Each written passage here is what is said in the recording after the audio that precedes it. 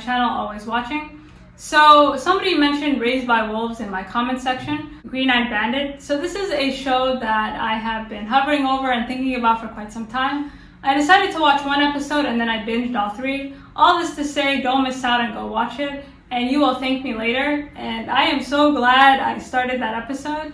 What is Raised by Wolves about? It's about 2 androids tasked with the responsibility of raising human children. However, religious tension and war threatens their ability to do so. And there's all this stuff going on, but although there's 2 sides and they're pitted against each other, they have a lot more in common than they like to believe. Specifically, the things you're willing to do to protect your family. And you don't have to be into these types of shows to really appreciate that there's a lot of universal themes here that will get you invested right away. Like, I was hooked after the first episode, and yeah. The central characters are mother and father, and these 2 are just everything. So you're introduced to mother and father, and again, these are the androids who are tasked with raising these human children. And the episode, the show does a good job of investing you in their relationship to each other. Like, yes, they're androids, but they're raising these children as their own. They're living this quiet life. They're kind of taking care of their kids. You don't really know where this is going, but you believe them. Like, you see these parents slaving, although they're androids. It seems like there's nothing they would do to protect their kids. Everything is fine until the children start dying off one by one. So at first it's an accident, and then they start getting sick. And then you're not really sure why they're getting sick.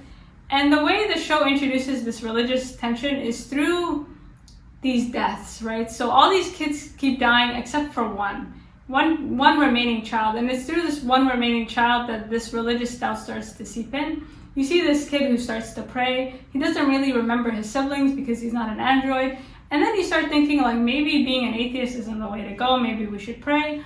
And this is a very clever way of sort of introducing this. And not only is there tension between the parents and the child, but there's also tension between mother and father.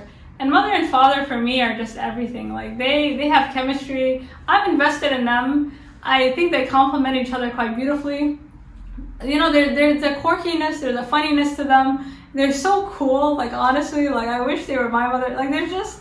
And the other thing I enjoy too is how different mother and father are to each other. They're really, although they're androids, they have totally different personalities. For example, father, he has a closer relationship to his son. And again, you feel this father-son relationship. From his perspective, he's also like mother. There's nothing he's willing to do. There's nothing he's willing to do anything to protect his child. He just has a different way of doing it, right? He's willing to kind of put his child with the humans in order to protect and save him because he knows that he can't really survive. But again, father has his own personality. He's quite quirky. He's quite clever. It's just, and then you have mother who's just in stark contrast, right? There's any type of humor is forced. But again, one thing is for certain, she loves her son. And the other thing I appreciate about mother and father is that there is a fatal flaw, right? They're not able to read humans as well. They're not able to read into these nuances. And you see that through their relationship with their son, right? There's a lot of social cues they're not getting. There's a lot of things that they take as point value. Because for mother and father, with every problem, there's a solution. But things are not that simple, right? Especially when you're dealing with survival and when you're not really feeling the brunt of it like these humans are. But all this to say, they're androids, but there is some humanity to them. And I believe that they care about their surviving children. And I do think they care about all the kids in their sort of, that they're tasked with kind of taking care of. And I don't know, I really like them. So anyways, this doubt starts to creep into the relationship between mother and father. And this is when things start to really kick off, right? Because there's just a difference of opinion. This is a mission. And although these atheist androids are supposed to be more rational and they're supposed to be more scientific, there seems to be just a difference of opinion. And this difference of opinion is really sort of drilled into us through the mother character. Okay, so the thing I really appreciate about this show is how they introduce different ideas. So you have family, what you're willing to do to protect your family. You have religion, atheism, is there a God? Can they coexist?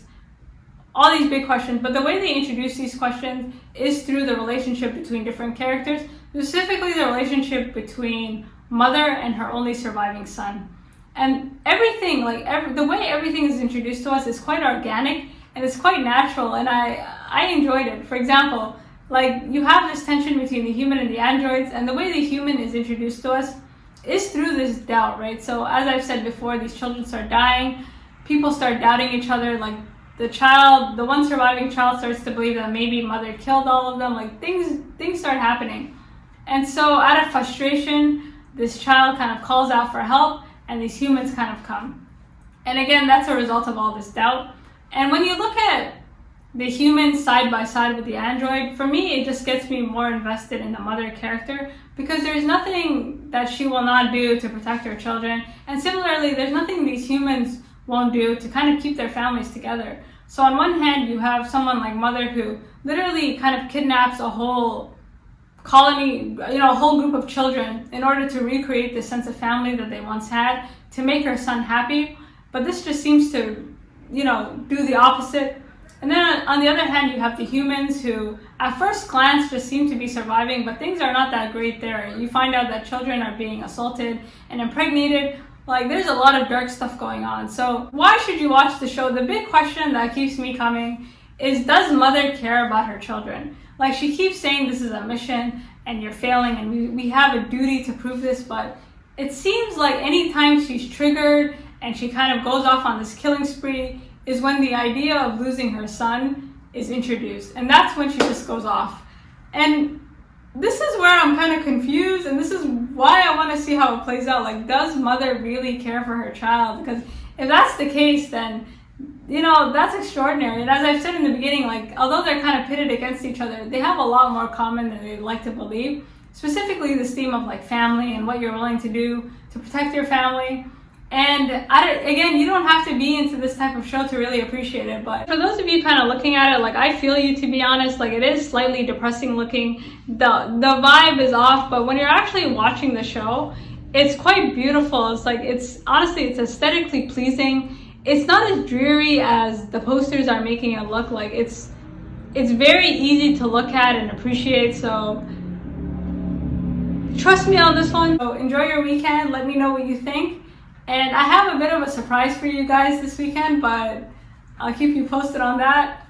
With that being said, peace, and I'll see you soon.